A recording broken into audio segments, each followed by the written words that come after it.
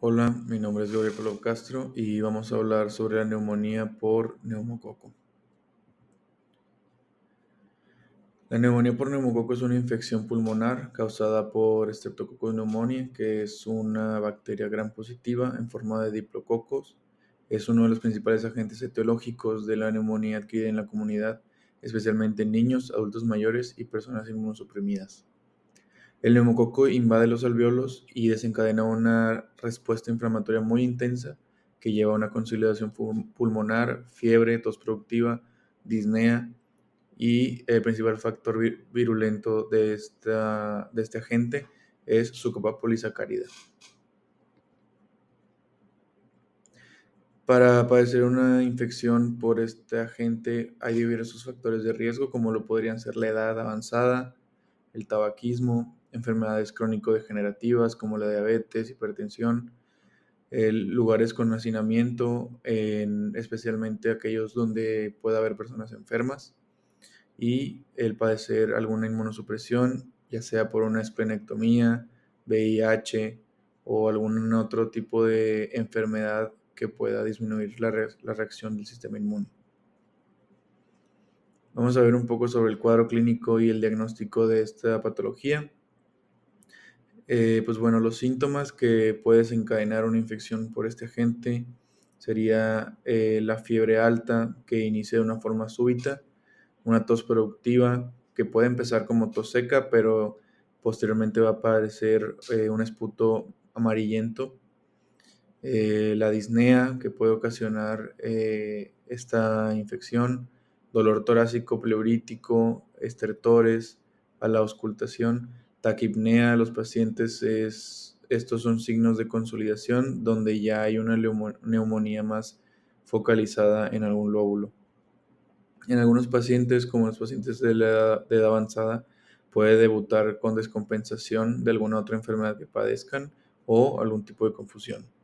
Recordemos que la fiebre no siempre puede estar presente y va a depender del estado nutricional del paciente, ya que si el paciente no tiene buena nutrición o no está en aptas condiciones, a lo mejor la fiebre no va a desencadenarse de la misma forma.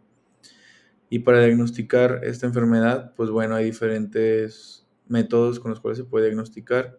El más sencillo y el más común es por el cuadro clínico, que se puede confirmar con una radiografía anteroposterior de tórax, donde podremos ver una consolidación en alguno de los pulmones que nos oriente a una neumonía.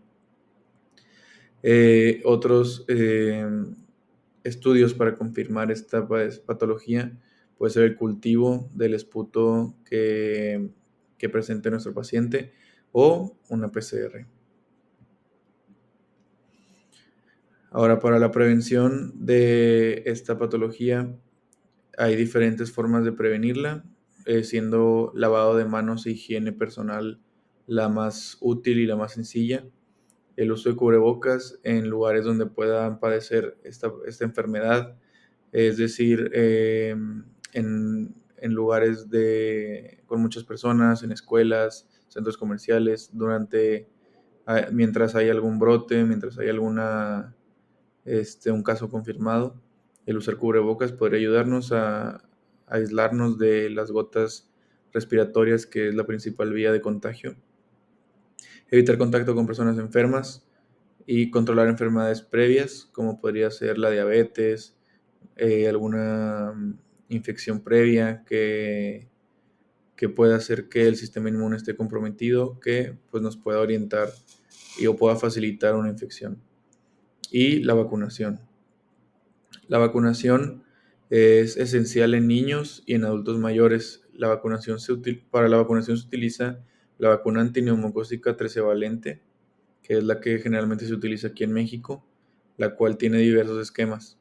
El principal esquema y el más usado es en niños. Se utilizan 3 dosis, a los 2 meses, 4 meses y 12 meses, siendo el de los 12 meses como un tercer refuerzo.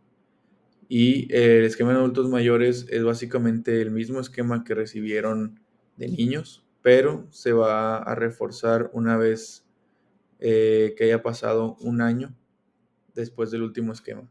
Es decir, a los adultos mayores, si ya recibieron su esquema de niños, su esquema de las 3 dosis, pueden a partir de los 65 años recibir otras 3 dosis y al siguiente año recibir un refuerzo. Eso también puede ser utilizado en pacientes con inmunosupresión, en pacientes con VIH o pacientes con esplenectomía para poder prevenir alguna infección o, mejor dicho, una progresión grave de esta infección. Para las medidas de control de esta enfermedad hay que tener una buena notificación y vigilancia epidemiológica. Si hay brotes o casos graves, como podría ser una infección invasiva por neumococo, se puede hacer una notificación inmediata para poder monitorear y contener la propagación de esta enfermedad. Estos casos de notificación inmediata solamente son utilizados cuando hay casos graves o una enfermedad invasiva. En los casos de neumonía por neumococo no invasiva, la que es conocida como la infección respiratoria aguda, no es necesaria una notificación inmediata. Como viene aquí en la presentación, se puede hacer un reporte de forma semanal para poder llevar a cabo un estudio de las estadísticas de esta enfermedad. Aislamiento respiratorio en pacientes enfermos, usar cubrebocas y aislarlos en caso de que sean pacientes hospitalizados para evitar una propagación.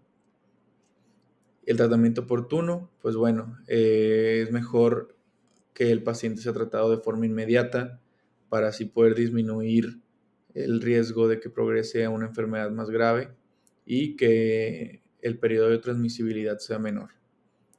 El tratamiento de estos pacientes, los pacientes no complicados, tratamiento empírico es con antibióticos, una amoxicilina vía oral, 1 gramo cada 8 horas por 7 a 10 días puede ser suficiente para este padecimiento.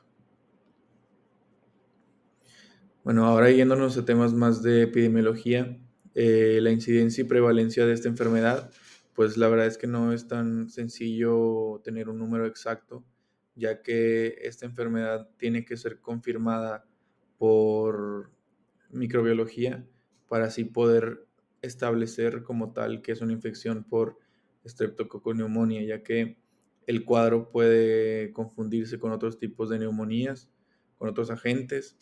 Entonces es necesario que haya un estudio de PCR o un cultivo el cual nos confirme el diagnóstico. Pero como incidencia, la incidencia de neumonía adquirida como la comunidad varía entre 1.6 y 13.4 casos por 1.000 habitantes al año, según la región. Es un número bastante amplio que refleja que no hay un número exacto debido a la complejidad del diagnóstico y que en menores de un año hay 774 casos por cada 100.000 y entre 1 y 4 años hay 256 por cada 100.000 según números registrados en 2017. Había olvidado mencionar que estos datos son de México. Para la prevalencia, se estima que el streptoneumonía representa entre 20% y 40% de los casos de neumonía adquirida en la comunidad en México. Como mencioné, pues no hay una cifra exacta, ya que no todos los casos son confirmados microbiológicamente. Ahora, en cuestiones de mortalidad y letalidad, en 2020 hubo más de 57,000 muertos por neumonía e influenza combinados, y es la séptima causa de muerte en México según el INEGI en 2023. Las neumonías leves representan menos del 1% de mortalidad ambulatoria en cuestiones de letalidad, pero en pacientes hospitalizados la mortalidad de la neumonía puede llegar a alcanzar hasta un 10%, la cual se puede disparar a un 30 o 50% en las unidades de cuidados intensivos, ya que como sabemos en estos casos puede progresar una neumonía asociada a ventilación, la cual pues es mucho más complicada de manejar. Ahora, el enfoque de riesgo de esta enfermedad, pues bueno, aquí nosotros tenemos que identificar primero que nada a la población vulnerable, a los pacientes que se encuentran en extremos de la vida, pacientes pediátricos, pacientes de la edad avanzada, mayores de 65 años, pacientes con VIH, pacientes inmunosuprimidos, pacientes con comorbilidades como la diabetes, hipertensión, pacientes esplenectomizados, pacientes que padezcan enfermedades reumatológicas que estén en un control de inmunosupresión, pues claro, también hay que tomarlos en cuenta. Y pacientes con hábitos nocivos como el alcoholismo, el tabaquismo, el consumo de drogas, pues obviamente también pueden representar un mayor riesgo a padecer esta enfermedad. Una vez que identificamos la población vulnerable, tenemos que segmentar a esta población para nosotros poder darles un seguimiento y saber qué tan vulnerables son de acuerdo a como hablamos anteriormente, pues a sus características y a su riesgo de exposición. Es decir, no podemos exponer, por ejemplo, a un paciente con, no sé, alguna inmunosupresión a que conviva con pacientes enfermos. En cambio, como suponiendo que fuera un trabajador de la salud, pues no podemos poner a un trabajador de la salud con VIH a tratar a pacientes con neumonía por streptoneumonía, ya que el riesgo de infección sería mucho mayor a una persona que a lo mejor igual trabaja en el campo de la salud, pero en lugar de VIH padezca diabetes. Entonces aquí es donde nosotros tenemos que segmentar el riesgo que pueden padecer que tienen estos pacientes y así poder como estadificar qué tanto riesgo van a tener de acuerdo a su estilo de vida, a sus características y así poder darles un seguimiento y un control. Ahora la intervención basada en el riesgo, como mencionamos anteriormente, pues ya se segmentó la población vulnerable y una vez que ya la segmentamos, ahora podemos protegerlos dirigidamente. Primero que nada, con la vacunación, como ya mencionamos anteriormente, que vacunación desde niños es súper importante. Pacientes con alto riesgo, pacientes de la tercera edad también son muy útiles. Y, claro, no menos importante, darle control a las comorbilidades, ya que si nosotros podemos mantener un control de esto, podremos disminuir los riesgos de una infección o no disminuir el riesgo de que se infecte, sino que la enfermedad progrese a un peor estado. Y una vez que ya tenemos esto, ya que ya identificamos población vulnerable, que ya lo segmentamos, que ya intervenimos, podemos hacer una vigilancia, ver cómo estas acciones que hemos llevado a cabo han mejorado o empeorado, no sé, los casos que se nos han presentado y así poder evitar brotes, controlarlos, e identificar si hay algún tipo de brote temprano, identificar si hay alguna infección no complicada, complicada, actuar sobre esto y así nosotros poder tomar una acción y ya sea cambiar el rumbo de lo que estamos haciendo o mantener el mismo si es que nos está funcionando. A continuación vemos unas publicaciones que se realizaron en los últimos 5 años sobre streptoneumonía, hablando de la infección con pacientes con esplenectomía, hablando de la resistencia la resistencia de antibióticos del streptoneumonía. Podemos ver también diferentes publicaciones que nos hablan de cómo la mortalidad de los pacientes que no se vacunaron contra este agente, pues tienen mayores índices de mortalidad, entre otras. Eso es todo por mi parte. Muchas gracias.